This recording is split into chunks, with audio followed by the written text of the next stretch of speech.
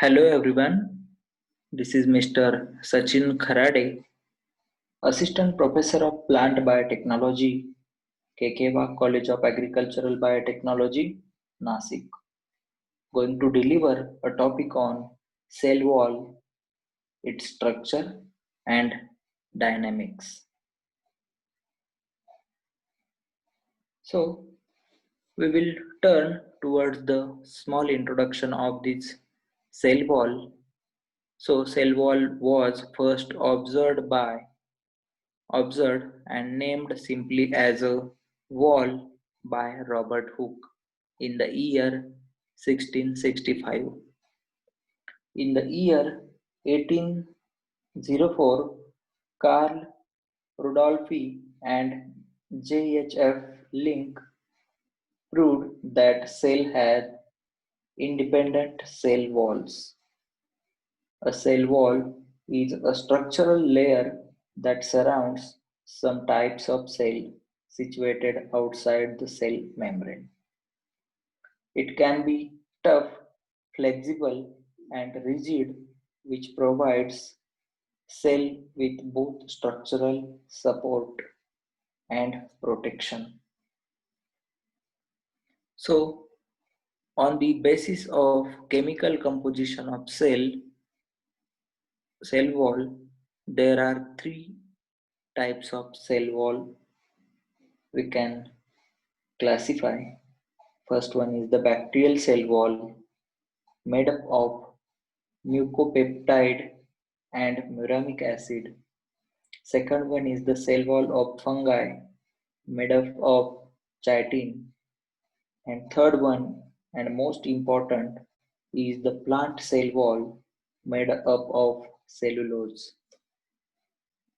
So we will turn one by one. First, we will see the bacterial cell wall. So bacteria,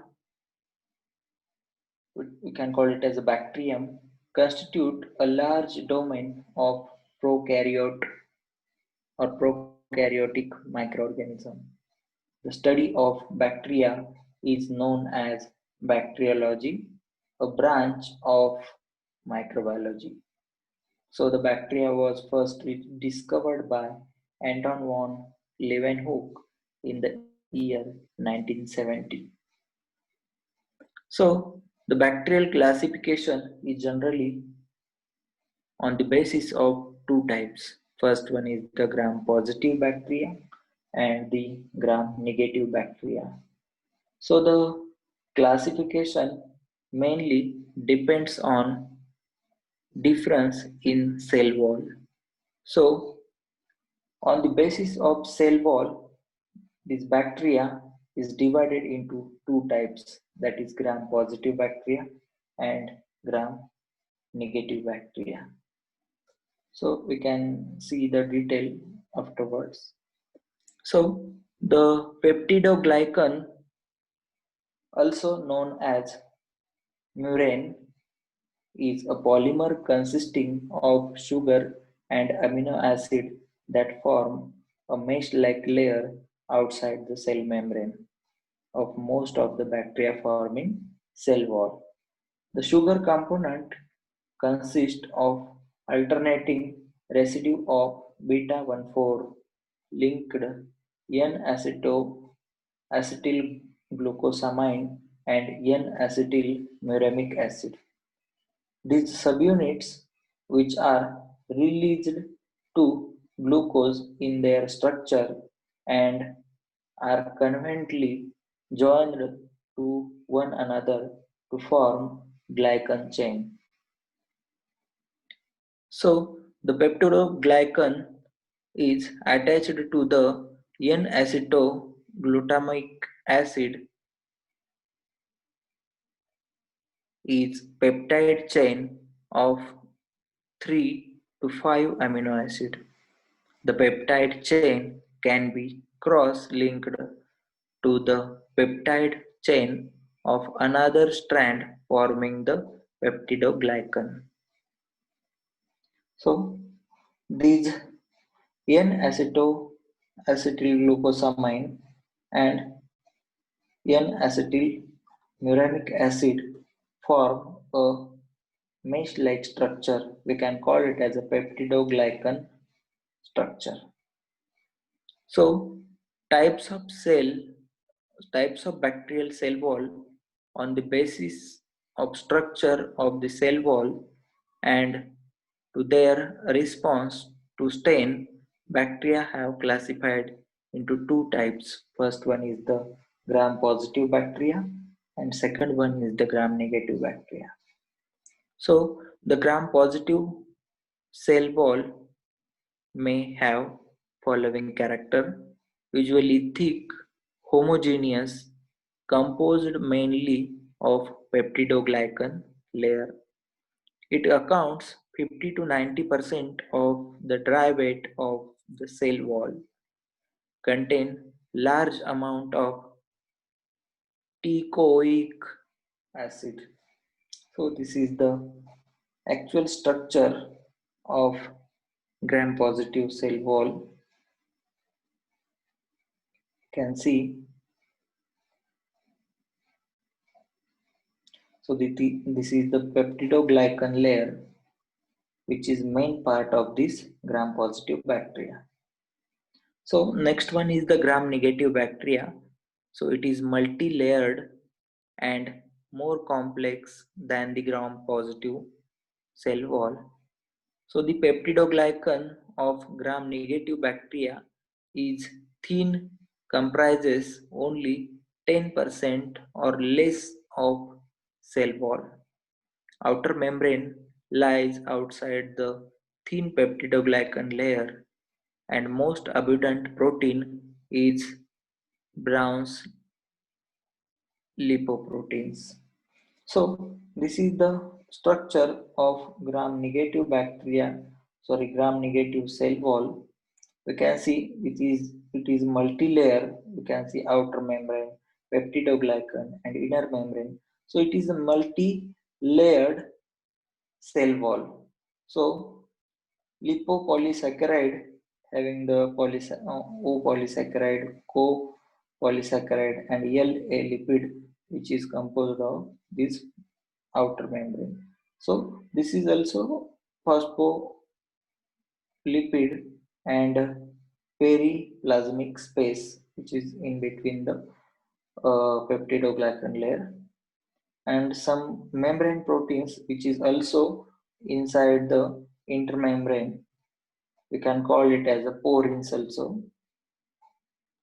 So this is the basic difference between gram-positive and gram-negative bacteria. We can take the bacteria for gram staining. So first of all, we have to fix this bacteria on the slide and apply the crystal violet dye to these bacteria.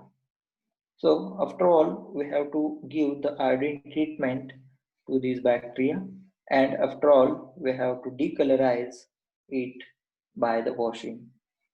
After counter stain by the safranin under microscope, we can see the color of bacteria. So these color indicates gram positive bacteria and the gram negative bacteria. Color and shape of the cell helps to classify which type of bacteria is present, whether it is gram positive or gram negative. So functions of bacterial cell wall is protect cell against osmotic shock and physical damage. It also regulation of substances transport into and out of the cell. Contain the supplemental genetic information such as resistance to the antibiotics, production of toxins, and tolerance to the toxic environment. Next function is take a part in a protein synthesis, so which is also used or also have main function for protein synthesis. It is also used or also helps in movement of cell.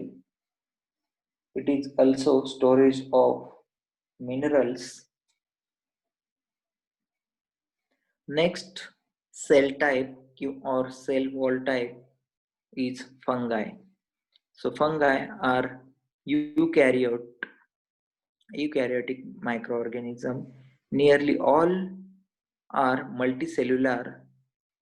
We can say it is yeast are unicellular. So spore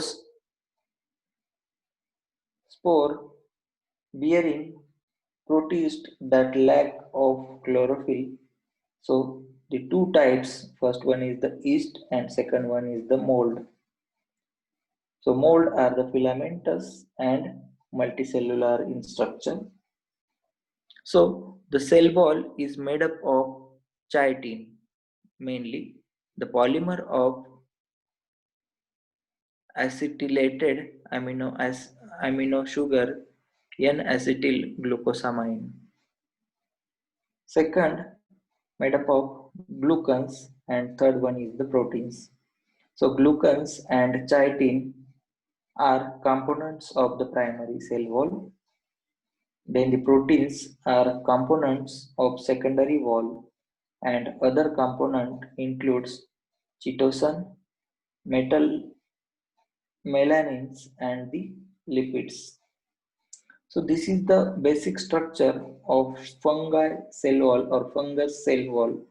We can see first one is the secondary wall, and next one is the primary wall. We can see monoporins and glucans, chitin, then the plasma membrane. So this cell wall is attached to the plasma membrane, and some proteins which are also incorporated from the plasma membrane towards the cell wall. So the functions of fungal cell wall is to protect against the osmotic layer. Second one is the acts as a molecular sieve. Third one is the contains pigments for protection. Fourth one is the binding site for enzymes. Fifth one is that the outermost surface of the cell wall provides a medium between the cell and the environment. Second one is it is site where antigen and agglutins get attached to the substrate, host, and other cell. So it will show the response against the environment. So the third cell wall type is plant cell wall. So the plant cell wall is remarkable structure. It provides the most significant difference between plant cell and other eukaryotic cell. The cell wall is rigid up to many micrometer in the thickness and give plant cell a very defined shape. While most cell have outer membrane, none is comparable in strength to the plant cell wall. The cell wall is the reason for the difference between plant and animal cell functions because the plant has evolved this rigid structure. So the plant cell wall is mainly composed of the middle lamella, the primary cell wall, the secondary cell wall, and the tertiary cell wall. So these are the main components or parts of this cell wall or plant cell wall. So this is the basic structure of plant cell wall. We can see the structure that is middle lamella, then primary cell wall, then the plasma membrane. So these are the components. So these cell wall having the pectin, then cross-linking glycans, then cellulose, then microfibrils. So these are the and some proteins which are also present inside the cell structure, cell wall structure. So we can see this part one by one. First one is the middle lamella. So It is present between two adjacent cells. It is situated outer side of primary cell wall and is made up of calcium and magnesium pectate. It acts as a cement which hold the adjacent cell together. So this middle lamella which is present in between the two cell and acts as a cementing layer for the adjacent cell. So second structure is the primary cell wall. It is formed after the middle lamella, a thin, flexible and extensible layer. It is capable of growth and expansion. The backbone of primary cell wall is formed by the cellulose fibrils. The matrix is composed of hemicellulose, pectins, and compounds, lipid, structural proteins. So, this is the structure of primary cell wall. So, the primary cell wall having the middle lamella at uppermost side, you can see here in green color. Then the primary cell wall, which is the main part of cell wall, and lower one is the plasma membrane. So this primary cell wall contains hemicellulose, pectin, then cellulose, then the soluble proteins also. So third part is the secondary cell wall. It is extremely rigid and provides the strength to the cell wall. It is not found in the all cell type. It consists of three layers.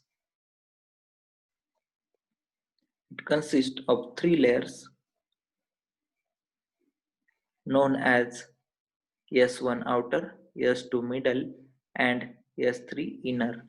It is composed of cellulose, hemicellulose, and lignin. The structure of secondary cell wall, which is given here, we can see S3, S2, S1. We can call it as a primary cell wall, which having size 0.1 to 0.2 micrometer. Then middle lamella, which having the size 0.2 to 1 micrometer. So the fourth part of cell wall is the tertiary cell wall. So tertiary cell wall is deposited in few cells. It is considered to be dry residue of protoplast. Besides cellulose and hemicellulose, xylem is also present inside the tertiary cell wall. So next part of the cell wall is the plasmodesmata. So plasmodesmata are the protoplasmic strand that connect the protoplast of neighboring cells. So the diameter of this plasmodesmata is 40 to 50 nanometer. You can see the cell wall, then the cytoplasm and the vacuoles. So the two adjacent cells connected to each other by this plasmodesmata. So the composition of cell wall, the cell wall is mainly composed of carbohydrate materials. The major components of cell wall are cellulose, pectin, hemicellulose, proteins, and the phenolics. So first one is the cellulose. It provides shape and strength to the cell wall. It composes 20 to 30% of the dry weight of primary wall, and accounts 40 to 90% of the dry weight of secondary wall. Next one is the pectin, which is main important part of this cell wall. They are a group of polysaccharide which are rich in galacturonic acid and rhamnose, arabinose, and galactose. So the pectin is present in a high concentration in the middle lamella, where they presumably serve the functions of cementing adjacent cell together. Third one is the hemicellulose. These are the major or matrix polysaccharides built up of a variety of different sugars. They differ in different species and different cell types.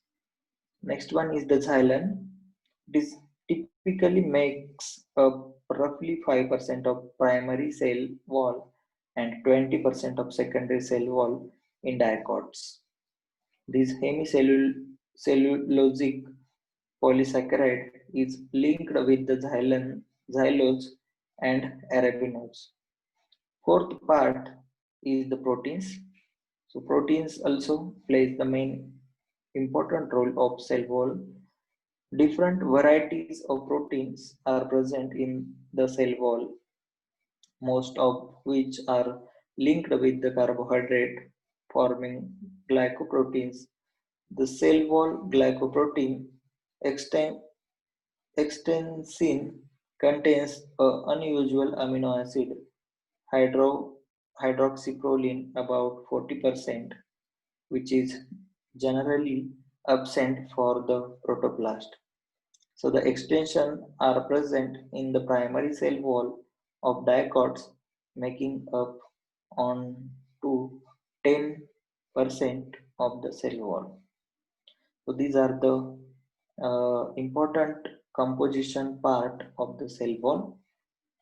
First one is the cellulose, pectin, hemicellulose, xylens, and some of the proteins.